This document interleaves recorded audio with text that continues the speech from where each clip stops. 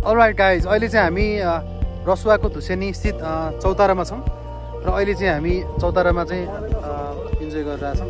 हेर्न सक्नुहुन्छ सबैजना एकदम रमाइलो भइरहेछ। के छ गाइजहरू, ठिक छ? रमाइलो भइरहेछ। Same to you. के छ भाइ, मजा आइरहेछ?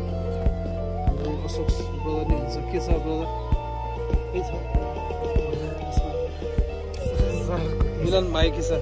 म त एकदम बिजी छ एकदम। भाइ चाहिँ फेरि लास्ट टाइम मिहिनेत छ यसमा चाहिँ, हरेक कुराहरू मिहिनेत गर्छ।